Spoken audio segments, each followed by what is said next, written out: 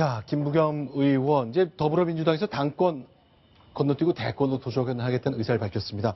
과연 오늘 어떤 얘기를 했는지 저희가 영상으로 준비해봤습니다. 같이 보겠습니다.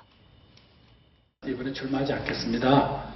정권 교체가 될 수 있는 길이 있는데 제 역할을 한번 찾아보겠습니다. 당대표를 맡기에는 내가 우선 여러 가지 준비가 덜 돼 있다는 거 하고 앞으로 어떤 역할을 맡게 될 건가는 이제 제가 쭉 주변 분들도 만나고 저도 고민해야 되겠죠.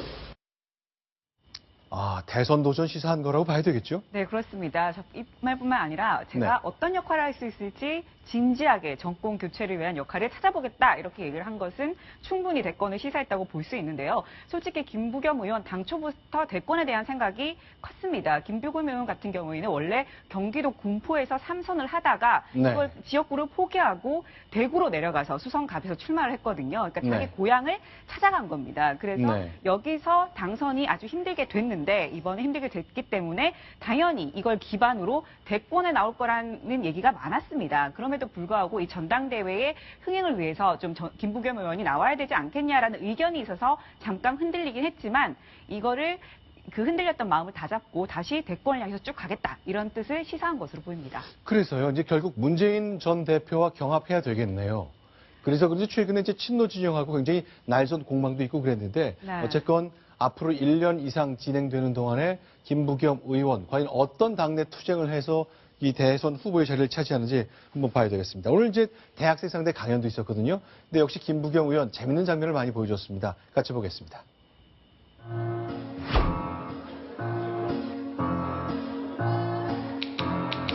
그리고 대기업이 지금은 단가를 깎아서 가져가는 이거는 진짜 막아야 되죠. 뭐 비비고니 뭐 소위 대기업에서 비빔밥 장사까지 하는 이런 거는 막아야 된다는 거죠.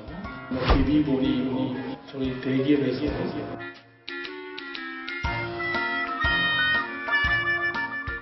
저 SK그룹의 그 따님이 해운에 입대하고 이런 거 여러분들이 신선하게 보잖아요, 그죠? 근데 그 저죠 가수 유승민인가? 유승민 맞나? 가수 유승민인가? 유승민 맞나? 유승준인가?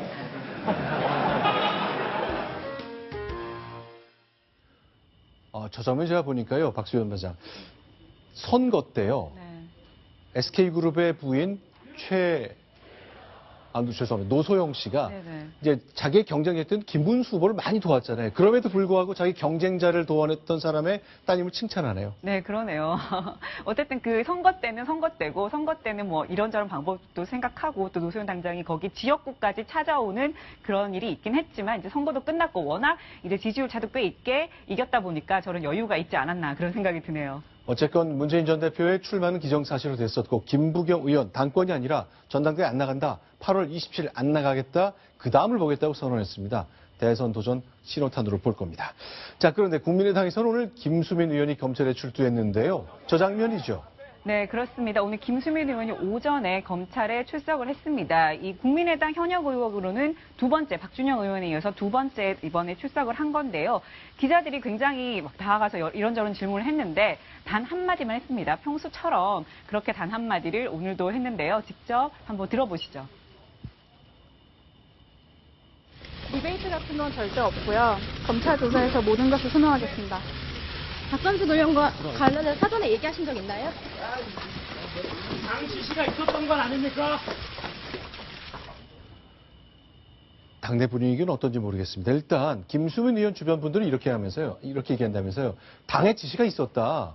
내가 그리고 김수민 의원이 직접 얘기한다면 당은 굉장히 어려워질 거다라고 얘기한다면서요. 네, 그렇습니다. 일단 김수민 의원 측에서는요. 김수민 의원에게 책임을 다 떠넘기고 꼬리 자르기를 하려고 한다. 이렇게 얘기를 하면서 김 의원이 만약에 다 얘기하면 당이 힘들어질 것이다. 이렇게 얘기를 하고 있습니다. 그러니까 이 김수민 의원 측에서는 모든 계약 이런 것은 당이 시키는 대로 했다. 우리는 원래 이 국민의당 홍보 일을 하려고 했는데 당에서 그러니까 아까 예를 들면 왕주현 사무총장이나 사무부총장이나 이런 사람들이 브랜드 호텔 이런 회사랑 계약을 해서 하라고 했다. 그래서 우리는 그렇게 시키는 대로 했을 뿐인데 지금 마치 우리에게 모든 책임이 다 있고 자기네들은 빠지려고 하는 것 같다. 이런 식으로 지금 얘기를 하고 있는 상황이어서요. 앞으로 어느 정도까지 밝혀질지를 지켜봐야 할 것 같습니다. 자, 그러면요. 안철수 대표는 어떨까요? 새 정치를 내걸어서 지난 총선 때 대약진에 성공했습니다. 그러나 그 이후의 모습, 오늘 영상 같이 보시겠는데요.